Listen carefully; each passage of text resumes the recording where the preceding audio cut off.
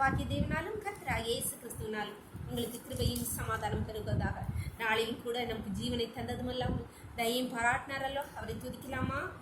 நீங்க விரும்பிடும் பாத்திரமாக என்னை உருவாக்கிடும் என் இயேசுவே, உமக்காய் பயன்படும் பாத்திரமாக என்னை உருவாக்கிடும் என் இயேசுவே, உங்க பார்வையில் பட்டால் போதுமே என் வாழ்க்கைதான் முற்றும் மாறுமே, உங்க கரம் என்னை தொட்டால் போதுமே என் வாழ்க்கைதான் மேன்மையாகுமே.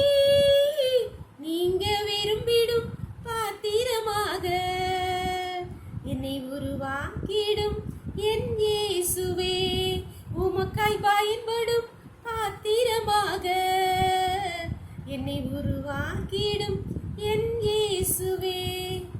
வேதத்திலிருந்து ஒரு வசனத்தை வாசிக்கலாமா? லூக்கா 5ஆம் அதிகாரம் 32ஆம் அதிகாரம் 32ஆம் வசனம். நீதிமான்களை அல்ல பாவிகளையே மனம் திரும்புவதற்கு அழைக்க வந்தேன் என்று இயேசு சொன்னார். அன்பான தேவனுடைய பிள்ளையே, சத்தியமான வார்த்தை.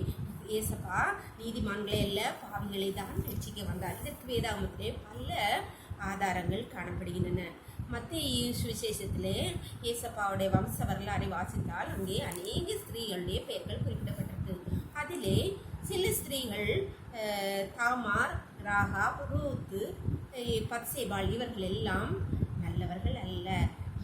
தாமாரும் ராகாப்பும் வேசி, ரூத் ஒரு மோவாபிய அந்நிய ஸ்திரீ, பத்சேபாள் இன்னொருவருடைய மனைவி.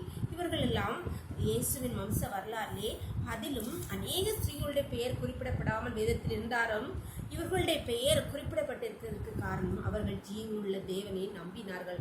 வேசியா இருந்தாலும் கர்த்தரை முழுமையாய் நம்பி ஜீவனுள்ள தேவன் என்று அறிக்கையிட்டு அவரை சார்ந்து வந்த அவர்கள் கர்த்தரால் கனப்படுத்தப்பட்டார்கள், உயர்த்தப்பட்டார்கள். அதே போல அன்பானவர்களுடைய நம்முடைய வாழ்க்கை இதெல்லாம் நமக்கு ஒரு முன்னுதாரணமாக வேதத்திலே குறிப்பிட்ட நம்முடைய பழைய வாழ்க்கை எப்படி இருந்தாலும் இப்பொழுது நீங்கள் ஏசப்பாவை யாரா நினைக்கிறீங்க, அவரை நம்பி இருக்கீங்களா?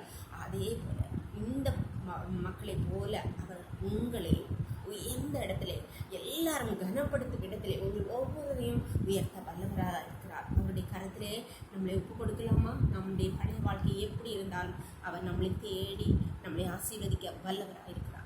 பண்ணலாமா? எங்களை நேசிக்கிறீங்களா? பரலோகத்தின் தகப்பனே, துதிக்கிறோம் ஐயா. ஆண்டு எங்களுக்கு ஈவாய் தந்திரேப்பா. காலை முதல் இம்மட்டுமா இப்படியே தயவுள்ள கரம் இப்படியே கிருபை எங்களோடு கூட இருந்தபடியா நன்றி தகப்பனே. இப்பொழுது மழைகளோடு சுபத்தில் இணைந்திருக்கிற ஒவ்வொரு பிள்ளைகளும் இந்த கரத்தில் திடீரமாப்பா. இந்த தாமரை போல, இந்த ராகப்பை போல, ரூத்தை போல, பசிபலை போல கட்டாவை தங்களை இந்த நேரத்தை ஒப்பு கொடுக்கிற ஒவ்வொரு பிள்ளைகளும் இந்த கரத்தில் தரும். உண்மை நம்பி வந்திருக்கிற பிள்ளைகளை நீர் கனப்படுத்தி ஆசீர்வதிப்பீராக. உண்மையின் உயர்ந்த இடங்களில் அவர்களை ஏறப்படுவீராகப்பா.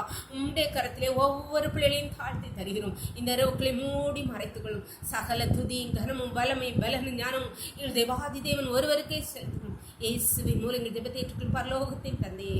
ஆமேன், ஆமேன். God bless you. கர்த்தர் உங்களை ஆசீர்வதிப்பார்.